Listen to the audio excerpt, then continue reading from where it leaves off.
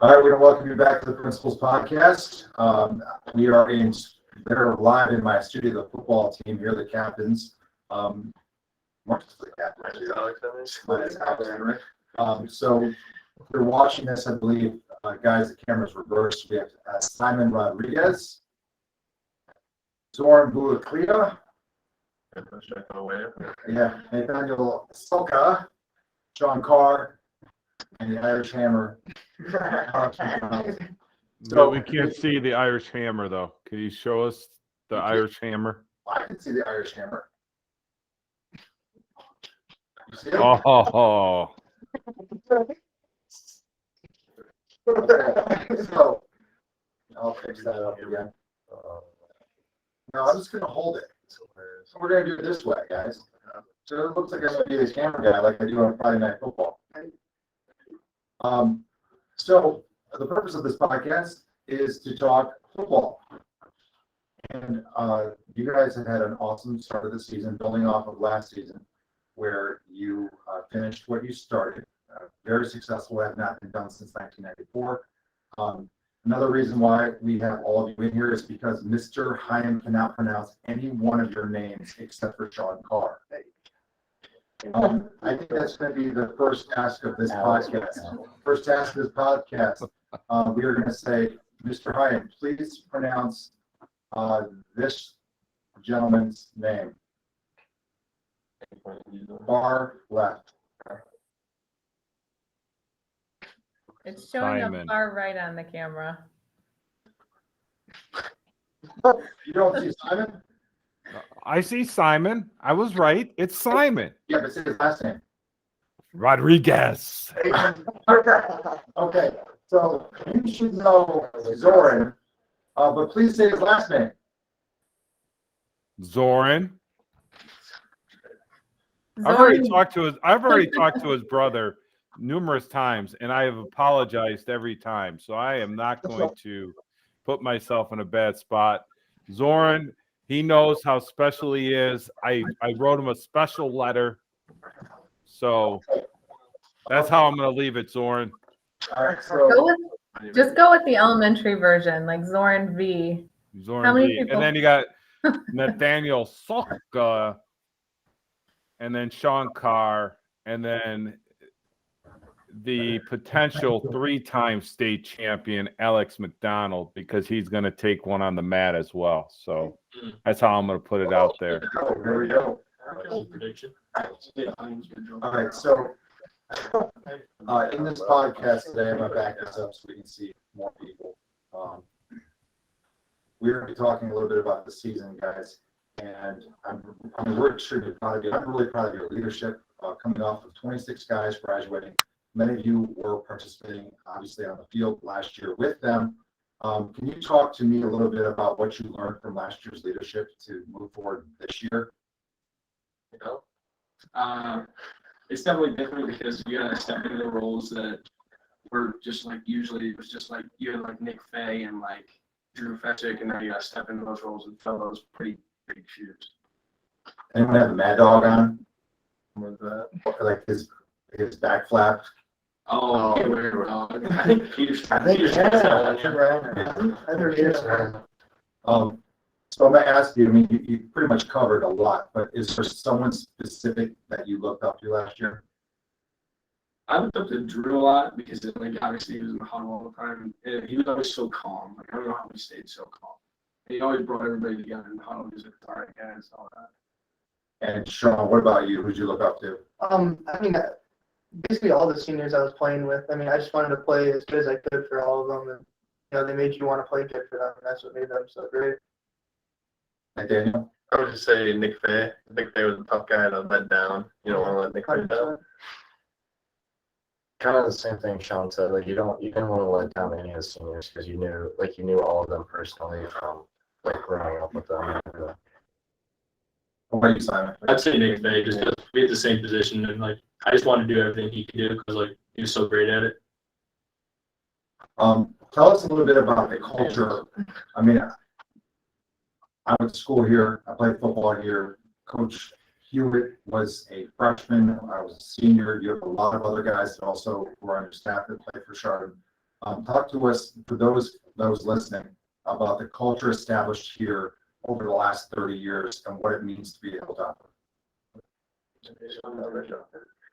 I mean, I just think the culture here is so good. It's just like there's no complaining. Everyone works as hard as they possibly can. Everyone only cares about football. Like there's no complaining if they're not getting carries and that kind of stuff. Like everyone just works as hard for the team as they can. Yeah. I would say defensively, it's just like relentless effort. They preach that, and then like having love for the people you're next to.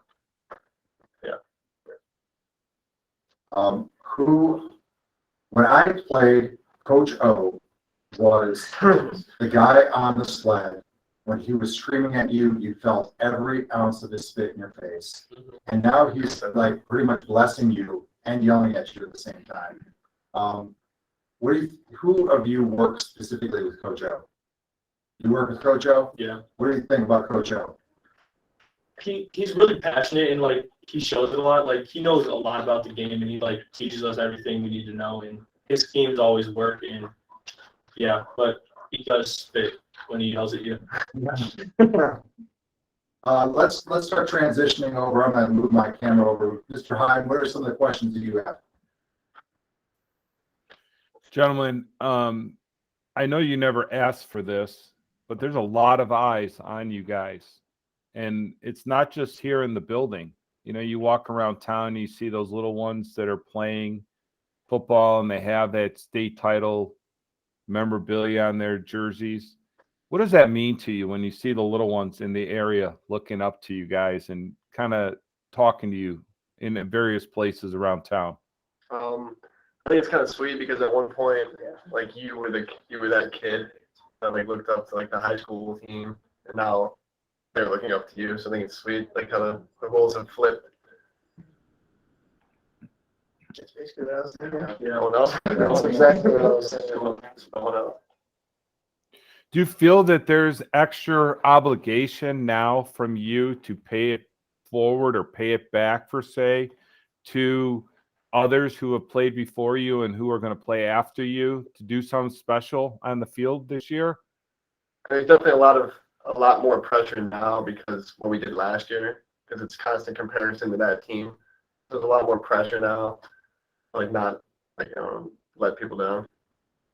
Yeah, I think we owe it to ourselves to win it this year. I mean, it's in our hands. So I heard this, and I'm not sure if it's supposed to be repeated, but I heard that this defense potentially could be better than last year's defense. Is that something that drives you guys every day to try to put a stamp to say we are the best? Is that important to you or not so much? Definitely 100%. We want to be better than them. I think we've played as well, if not better, through 7 games so far. So we definitely have the potential.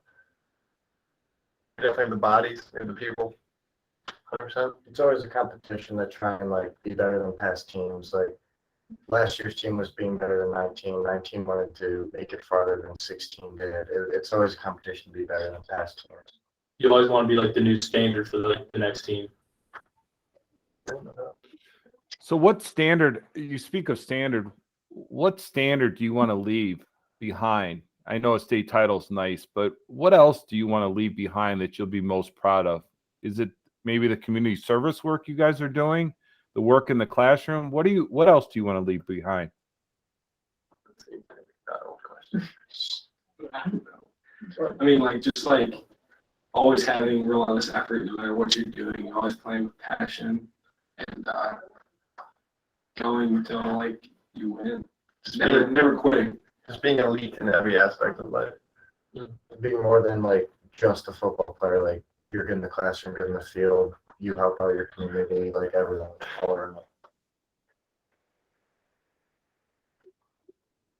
So, Mrs. Bondi, were any of these kids over at Munson when you were there? I don't think so. I think you guys are a little too old. I had some of the 8th, 9th, and 10th graders there, and some of the upcoming 7th upcoming 8th graders. But I've enjoyed getting to watch you guys out on the field. I know football and basketball best. Basketball is probably my number one, but I know football and basketball best because of just family history and stuff. So I don't have to ask too many questions about the specifics. I've been able to follow, and you guys look awesome out there. It's been awesome to, whenever I come to the games or I talk to family members and let them know we're going to the games, my family's really enjoyed going and they're really excited, and everyone's following you guys. Like, people who don't live in the community, people who have no ties whatsoever, everyone's following. So it's a pretty cool thing. Yeah, real quick, Mr. Murray, I want to add to what Miss Bondi just said. I have 3 boys, but the youngest 2 are 9 and going to be 12. And my 6th grader went to a Mentor game, and then he's come to several Chardon games, as you guys have seen him around. And I said, well, if he's like, I don't want to ever go back to a Mentor game. I'm like, why? I said, did they lose or something? He's like, no, Chardon's so much better. So even kids from other areas, they feel the energy inside of Memorial Stadium. It's something special. What does it feel like when you're coming down the hill? Is that something you just can't wait for every Friday night? Yeah, it's an awesome feeling. I mean, you can't really put it into words, and just you can't get enough of it. Yeah, it's just cool because it's like a whole community coming together just to watch us for 48 minutes. Sweet. Everyone's there for you, and it feels like you got the whole community's in your hands. Like, you got to take over and do everything for them. This is an old Midwest town, so when Friday nights occur in hometown, almost everything shuts down. Like, everyone comes to the stadium. We can fit close to 5,000 people, and that's just in seats, but there's people standing around, and it is a place to be. What does it feel like to be on the brand new turf and the new feeling of the new scoreboard with the different streams that we can do? How does this feel this year compared to last year? Well, we'll take week 1 out of the picture, but let's talk about current events. I think it's the environment's better, and having a student section is awesome. We didn't have that last year. We had a great student section. Like Kyle, Sierra, and Brooke have done a really good job with that. So I think it's just sweet having a bigger crowd, having your own people that you go to school with support you. I was gonna say, just the atmospheres are awesome. I mean, there's nothing like it. And the band does a great job as well. They did a great job last year. They created an environment for us. We did. They were like your student section last year. Yeah, they did good. For those of the community members that have not walked on the turf, do you feel like there's a significant difference between last year and this year when you walk on it? Definitely. Yeah, 100%. And would you say that it's the best turf that you've walked in since Massillon? It feels just like Mass. Yeah, it feels exactly It's because it is pretty much the same. Yeah. We wanted to make sure that we were able to get something sustainable that would last for many, many, many years, hopefully up to 15 years. But it has that sand base. There's a significant difference when you have that sand base, when you're walking on it. When you fall on it, it kind of has that different cushion, that different feel. Yeah. And then when you're running northbound, and you see that scoreboard, it's got to be like, this is amazing. Yeah. You guys should do like a thing when Tager hits it, put like a crack on the screen. That's a good idea. You know, I do a lot of video. I could probably make that happen. Big little crack thing. Yeah, that would be really funny. That's cool. You have to hit the actual screen though. Yeah. So you have to get it over. He does it sometimes. It's homecoming. We have Madison. We have obviously, we're in the middle of this pandemic, and we have dance outside, but you're playing Madison, which has always been one of our secondary rivals. Are you about to put smack down? Yes. No doubt. Because last week, the third and fourth quarter, you don't need to hear what the coaches had to say. I think you all felt it yourself. That regardless of what was called, there were things that we could get better at. Yeah, for sure. So you're ready, you're focused. You're going to have probably one of the largest crowds of the year because it is homecoming. It'll be alumni. We're going to crown the king and queen. We have, Don't cut. what is that court? I mean, he's a court candidates. Sir. Zero votes. That's pretty cool in there. Mr. Hyam, we're coming to the point of the show where you're going to play your game. Chicken or steak, and you guys can all jump in on each of these, or just let your one voice take place. But wide range of ideas. All right, Coach Hewitt talks to you guys often. Do you like his pregame speeches or his postgame speeches better? Which one? Pregame speeches. Pregame it is. Pause All right, that. guys. Let's pause that for a second because it's systematic. Earbuds in, solitary, getting himself charged like he's going to run through a wall. And then all of a sudden, he comes Kenneth blaring in your face and has some historical statement and or thought that makes you want to literally like Pulled out it was like beaver skin for Ursa. They did a good job. And like when he's done talking and everybody yells, it's just like your body it's like it's awesome. You don't feel like Yeah. How many of you were in the locker room at Kenston several years ago when they wanted to announce that they were ranked #1 in the state? How did that go over? Do you guys remember that moment? They brought the chains on the field.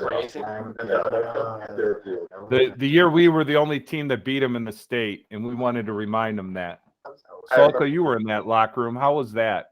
Dude, that was pretty intense. I forget the story. It was something about. Yeah, it was like a Trojan horse story, but a different story. I don't know. Someone faked his death and put him in a coffin. He got behind enemy lines, and he can kind of go from there, right? Yeah, it's sweet. I remember being very nervous back here. I was very nervous, and I was like 14 years old.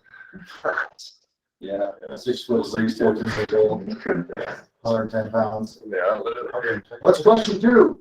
All right, question 2. We got a few wins under our belt, a few in a row.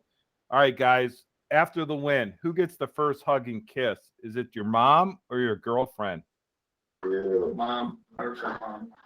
Definitely not. It's gotta be definitely mom. I'm lacking a girlfriend, so I gotta go mom there.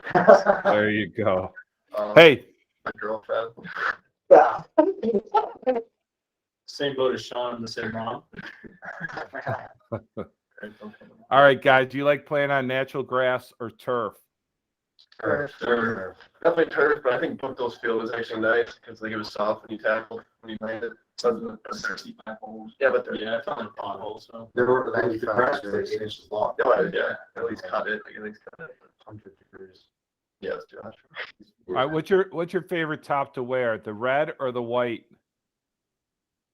White. White. The new white jerseys are so nice. Yeah. Yeah, so awesome. The red jerseys don't fit on my shoulder pads nice. So definitely the white. I like the white. Yeah. All right, Murray, I got 2 more. Yeah. But college or NFL? What do you prefer watching? College. And I would hope it's going to be the Buckeyes, or is there another team out there you enjoy watching? The Buckeyes. Yeah, definitely not a state. Probably Youngstown State too, maybe. I mean, we might have to put that on the list. Yeah. There you go. All right, last one here, guys. Where would be your dream place to play this year? Ohio Stadium or Massillon Paul Brown Stadium? Wow. I would say I like Massillon. I mean, obviously it's Ohio State Stadium, but I still like Massillon. Yeah. I mean, based on what I've seen, Ohio State's turf is horrible. Yeah. Massillon's got the better turf. I just think Ohio State Stadium would be too big for to have a really big crowd. Yeah, it wouldn't feel the same. Yeah, I wouldn't feel the same. And Massillon. Wait a second. Is Eddie Stadium too big for the crowd that we bring to a game? Come on, guys. Ohio State Stadium. Yeah, I mean, we went over to Menor. We went to Menor for a scrimmage, and we had more fans than Menor. Let's be fair, guys. Is that Just true? hold your sunset. Yeah, but the horseshoe holds like 110,000 people. All right, there you go. A little chicken steak with the football players. Mr. Bundy, do you have any final questions for him? I just want to know what kind of dance moves they're bringing to the homecoming dance. Like, what's your go-to? Anyone want to demonstrate? Sean Carr makes up a couple dance moves. Yeah, I let's know. see it. Sean Let's see it. Carr, Let's see it. come on. I can do Sean Carr too real quick. Sean Carr too. All right, so start. That's That's Sean good. Carr. That's good. That's solid. And any songs that if you hear a song, you just got to get out there. It's like your jam. What's it called? We played in Lion Band Training last year. Oh, it's a line. It's all right. Sounds good.